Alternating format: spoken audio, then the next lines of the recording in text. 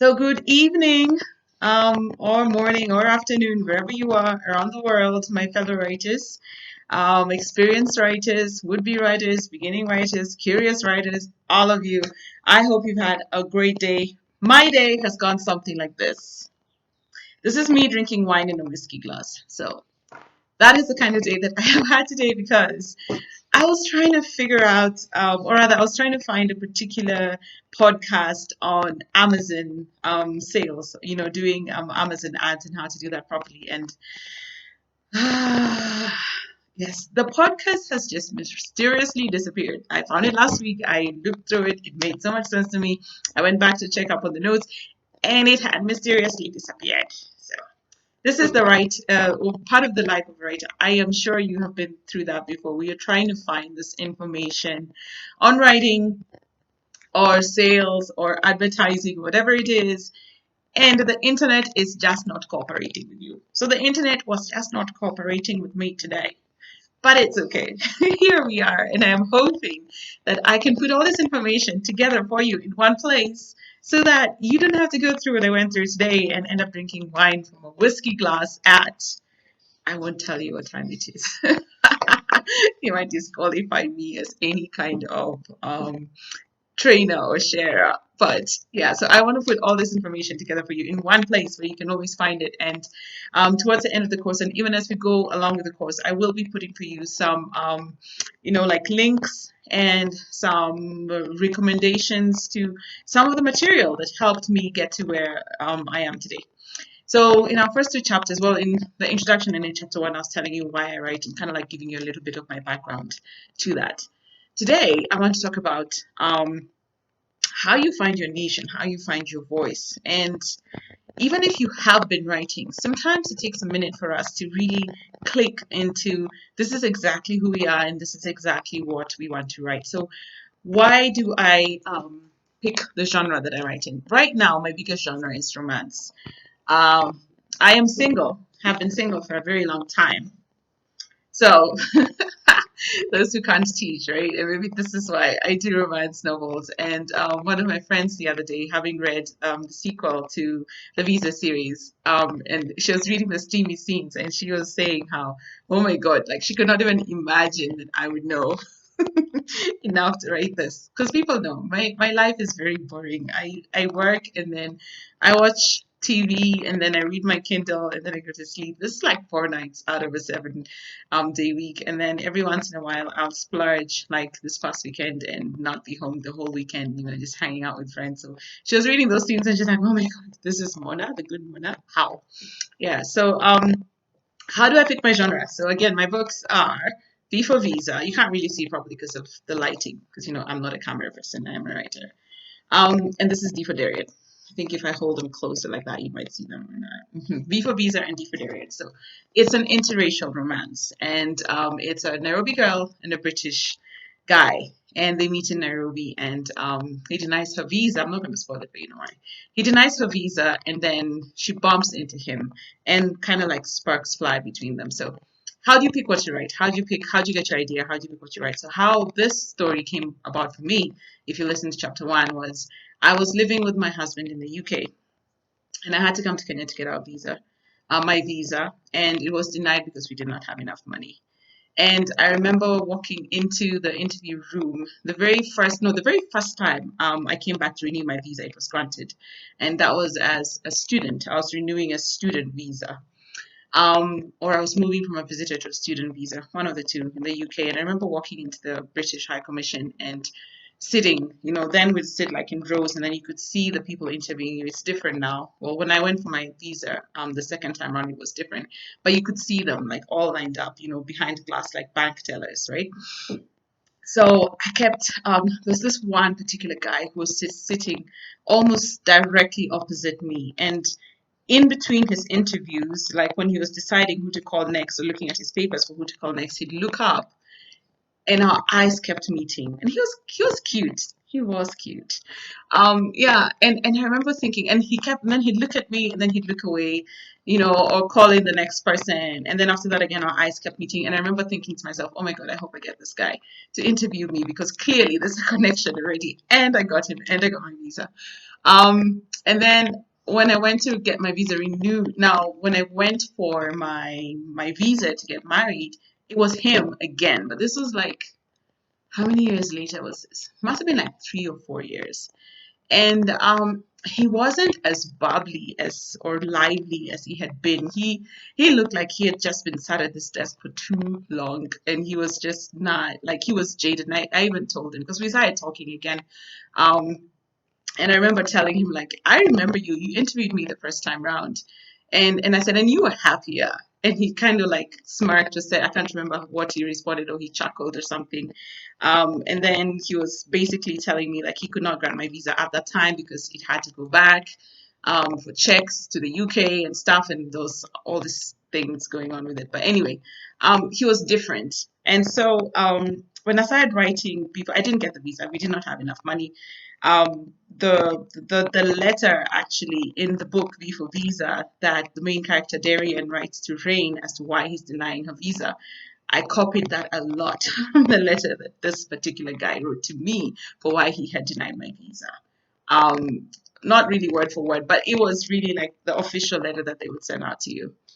Um, and I remember after getting this denial, we went through a lot of stuff with my ex. In the end, we ended up breaking up because the long distance thing, it didn't work, and we were different people anyway. We were young, we were different people, we wouldn't have known it at the time, so we broke up. And after that, I think is when I started writing V for Visa. And when I was writing it, that was round about the same time that 50 Shades of Grey was coming out, if I'm not mistaken, or 50 Shades of Grey came out like I think a year after that.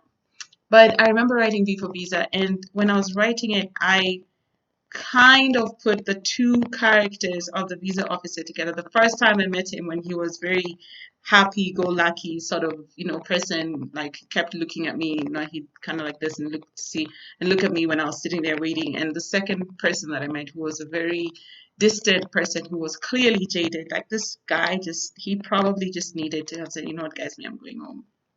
I'm going back to the UK. Yeah, so it was those two different personalities that I brought together. And then, of course, I added a lot of other stuff, which I cannot say because then I'm going to spoil the book for you if you haven't read it. But I made the character then a lot more complex and with a lot more stuff that was going on in his life.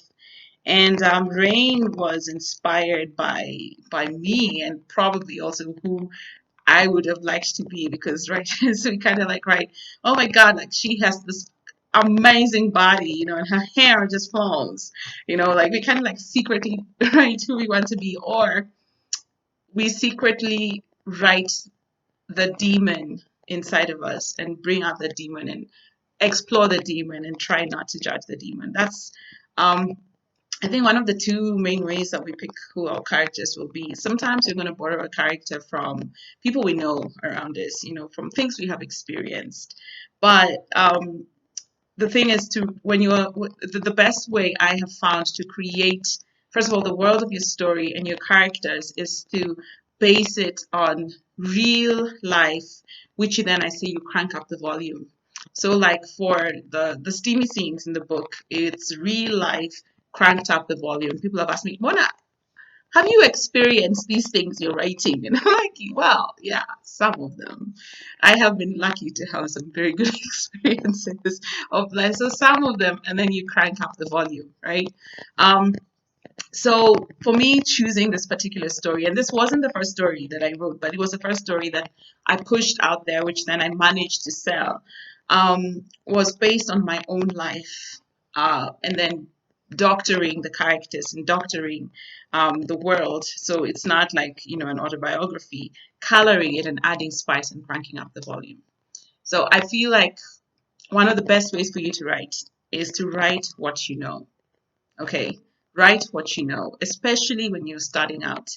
If you're more experienced and you're like, I want to write about Spain, and you can jump on a plane and go live in Spain for 6 months as you study the people and great, you can do that. But for most of us, starting out. And even for most of us, even when we're a bit more experienced, because writers are generally very busy, you might not always have that opportunity. So if you don't have that opportunity, the best thing to do is write what you know. That is like the cardinal rule. Write what you know. Start there, and then you're gonna add. You add to it and add to it and add to it and add to it. Um, this is also another reason. I know some people have asked me, like, yeah, but why a white guy? Like, why were you writing about a white guy? And so, well, I was married to one for 7 years. So, in a weird sense, and perhaps I'm going to get like crucified for this a little bit, I understand a relationship with a white man more than I understand a relationship with a black guy. Not because I don't think my brothers are hot. My brothers are hot. And I have had some great experiences since coming back to Kenya, but the longest experience I had was obviously with the man that I was married to for 7 years. And so it is easy for me to dig into that and to borrow from that. So then I found myself in this genre, interracial relationships, which I find I have played out in different ways, not just in my novels, but also in my screenplays, because I am a screenwriter as well. I have played this out in my screenplays, and now actually it's only recently that now I am also just writing, standard Kenyan relationship romance, because I have experienced it now enough to start writing that, you see.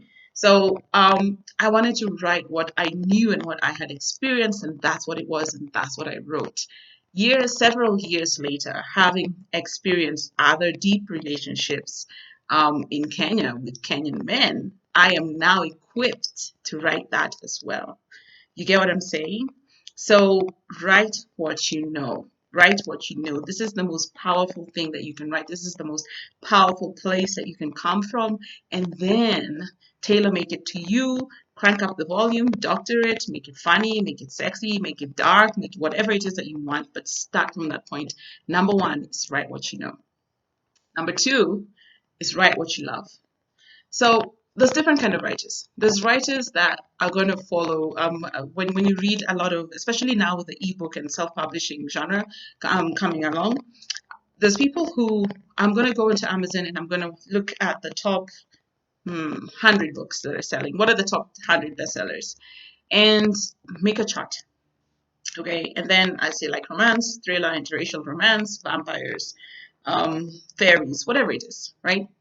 And then I see like, aha, so interracial romance right now, out of the 100 books that are top in Amazon, 40 of them are interracial romances. I'm like, people are reading interracial romances. Okay, I'm going to go and write to market. This is called writing to market. So I'm going to go and I'm going to write to market. What does that mean?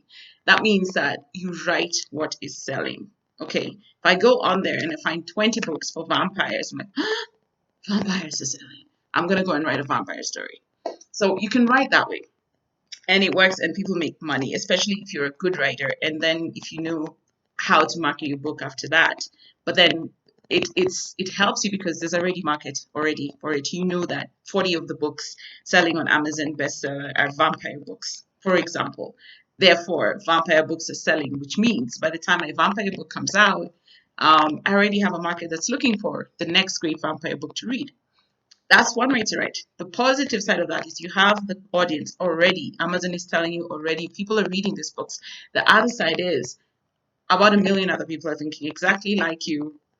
There's 8 million books for sale, at least on Amazon right now, right? And I'm using Amazon because that's a platform that I know. That's a platform that I'm kind of studying. As I was telling you earlier, I was looking for this particular thing on how to sell, make great ads on Amazon, and I couldn't find it, and I ended up with this.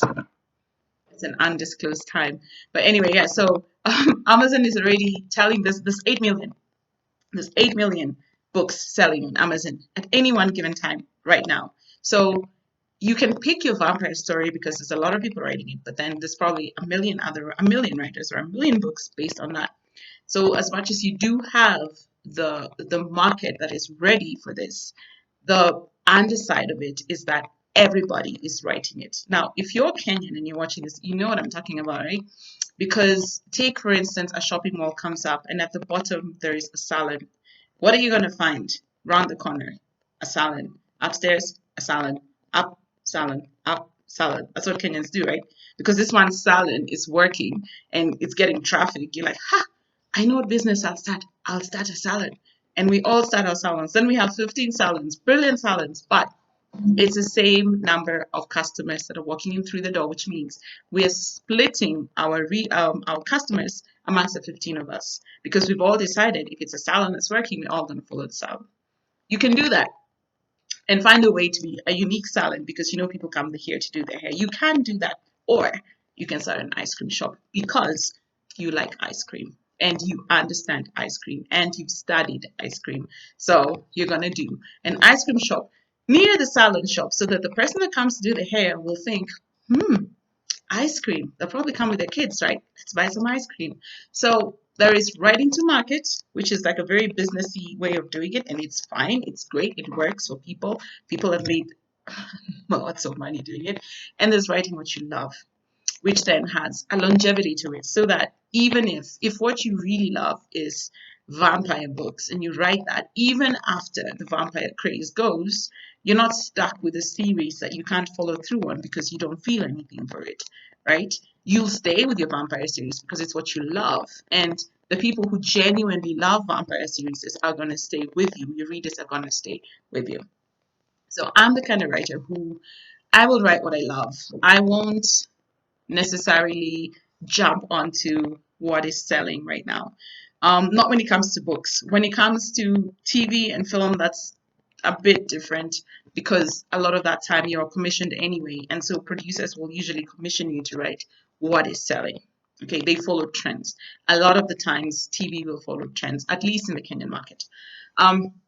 So I write what I love. And so my first one, again, the Visa series, was writing what I knew and writing what I loved, which was romance. And yeah, I love romance books. I love romance books. But the thing for me is I find it difficult to read a romance book that's just purely romance, like that's all that's going on. So I like my romance books layered. I like, say, a president. Um, let's take Scandal, for instance. That's not a book, but it's a story. It's about a romance at the core of the story is a romance between Olivia Pope and Fitzgerald, right, the president of the United States of America, and it's an interracial romance. So this particular story really clicked it for me because that's the core. But there's so much else that's going on around there. There's governorship, there's leadership, there is the place of a powerful Black woman in society. There's scandals, there is corruption, there is power, there is the different layers of society and how it plays off. There is the powers that be, the powerful countries, America versus all the other countries that they encounter. There's so much that goes on in the story, which makes that romance story even more beautiful because none of us live in a vacuum of romance, right? Maybe some people do. I do. We all have romance within everything else that's happening in our lives, correct? Um, yeah, so for me, I find like that's what I love. It's what I know. I know interracial romance. I love romance that is enveloped in so many other things. So that's what I write. That's what I write. My other book, which I'm going to talk about in our next video, is a fantasy that's coming out in 2020 again because I love fantasy. So I've taken fantasy and I've wrapped romance around it, and it's a fantasy romance. So I'm going to continue this in the next, this is part one, and I'm going to continue it in part two, which is finding your niche, writing what you know, writing what you love. The next part that we are going to cover is the other ways to find your niche and the other ways to decide what it is that you're going to write, which makes it unique to you and not just you blindly following trends, which could change at any time. See you at the next caption.